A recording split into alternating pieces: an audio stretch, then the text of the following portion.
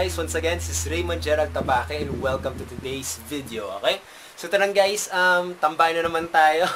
Okay, so may gusto lang ako i-share sa inyo isang thought na sa tingin ko makakatulong at malaking tulong para sa inyo, lalo na sa mga tipong mahihiyain at sa yung tipong hirap pa makipag-usap sa prospect. So ito lang naman guys, just a tip lang naman kung paano ko mausap ng prospect or sabihin natin paano i-improve yung communication skills nyo. Okay, kahit mahihiyain, kayang-kayang to. At least sobrang advantage nga to kapag mahihiyain ka or yung tipong hindi mo alam kung ano sasabihin mo or tipong hindi ka makwento, okay? Actually, this is very, very effective. So guys, lagi niyong tatandaan na kapag kumakausap kayo ng tao, okay, kumakausap kayo ng tao, ng prospect, lagi niyo na dapat nang nasa isip niyo na yung prospect niyo wala talagang pakialam sa inyo. Okay? Yun. Actually, sige, sabihin natin mabait siya. Pero when it comes to talking, pag nagsasalita na siya, wala talaga siyang pakialam sa'yo. Okay? Pero kasi tayo as human beings, okay, meron tayong parang pride niyan eh. Meron tayong parang feeling na gusto nating mapansin tayo. Na tipong makuha yung attention nila, yung mga ganung mga bagay. So, ang pwede mong gawin, katulad, nararamdaman mo yung urge, okay? Nararamdaman mo yung urge na gusto mo makipag-usap, gusto mo ikwento yung sarili mo, ikwento mo yung nangyari sa'yo, okay? So, eto guys, actually, when the prospect is talking, kapag nagsasalita siya, tinakwento niya yung tungkol sa buhay niya, okay? Be very interested, okay? Ganito lang yan guys eh.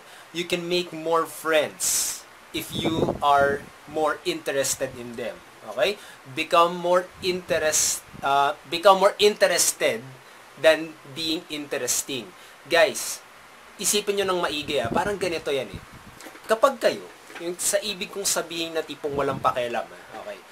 Kasi tayong mga tao, lagi lang natin iniisip, sa totoo lang ito na, automatic na to, sana lagi niya na nasa isip nyo, na ang tao, ang pakialam lang talaga niya ay sarili niya, okay? Talaga, ganun talaga siya.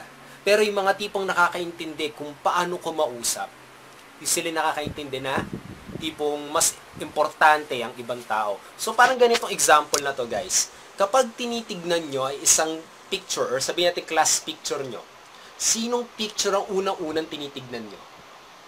Sa inyo, di ba? Depende kung may crush kayo. Kung may crush kayo, yung crush yung titignan nyo, di ba? Ganon kasi talaga tayo, guys, eh. Pero mostly, yung sarili nyo muna yung tinitignan nyo, di ba? Parang ganon tayo sa pakikipag-usap. Okay?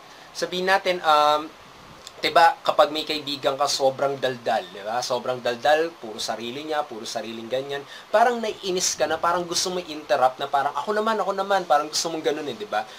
Pag kayo nagkaroon ng pakiramdam na ganun, katulad yung prospect nyo nagkukwento, sinasabi niya yung punto niya, wag na wag kayo mag-i-interrupt, guys. Promise, wag na wag kayo mag-i-interrupt. Pabayaan nyo siya magsalita.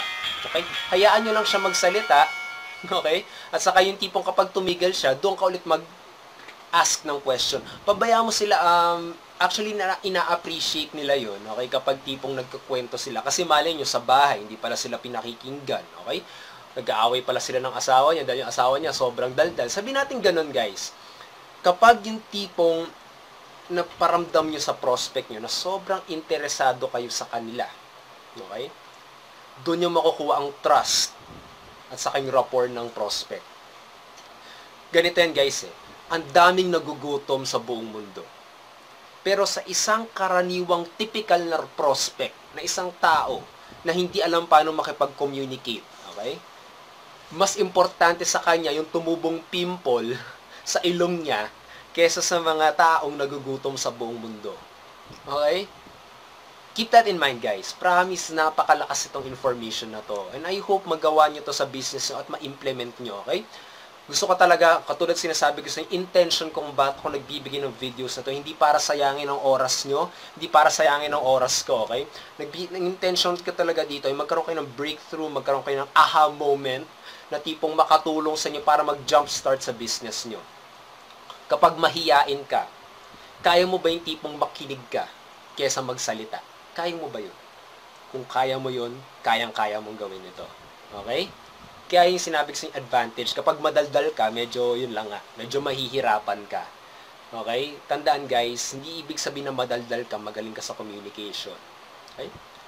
So yun guys, always ask questions. I-encourage nyo lagi makipag-usap yung prospect nyo na magdaldal, magkwento, at ma-appreciate talaga nila yun. And please, kapag kausap nyo sila, look them in the eye, okay? tignan nyo yung mata nila. Okay? Kasi guys, kapag hindi nyo tinitignan, magbumukha kayong weak. Okay? Ganun talaga siya. So, kayo, you're an owner of a multi-million dollar business or peso business. Okay? Business owner kayo. Dapat you are more important and kailangan meron kayong ganung pakiramdam. Okay? Na meron kayong alas na sa inyo yung magpapayaman sa kanila. Kaya yung ganung mga bagay. Okay? So, I hope ma-implement mo to sa business mo at I hope nakapagbigay ng value at saka nakapagbigay ng tips sa inyo kung paano makipag-usap sa prospect. Tandaan ng maigi guys, mas importante sa prospect yung tumubong pimple sa ilong niya or sa mukha niya kaysa sa mga kaysa sa mga tao na nagugutom sa buong mundo. Tandaan ng maigi yan guys. Okay? Be interested on the prospect rather than you being interesting. Okay? So yun lang naman guys, just a tip na I hope makatulong ng malaki para sa inyo. And I hope talaga guys, makatulong to kasi napaka-grabe yung value na sinishare ko sa inyo. Napakalupit ng information na yan. And I hope you can also avail your free workshop na ginawa ko para sa inyo para lalo pa kitang matulungan. Okay? Click the link below about your free workshop. And I hope you can also visit my blog, www.raymondgeraldtabake.com. You click the like button, you leave your comments below, and you can also share this content sa mga lalo na sa mga prospect, sa mga downlines na nahihirapan makipag-usap or sa tingin mo makakatulong itong video na to. And lagi ko sa inyo sinasabi, keep on learning and success will truly follow you. Have a great day, have an awesome day. This is once again Raymond Gerald Tabake, and tambayan na naman tayo sa next video vlog. So have a great day guys, and see you again. So bye guys, goodbye.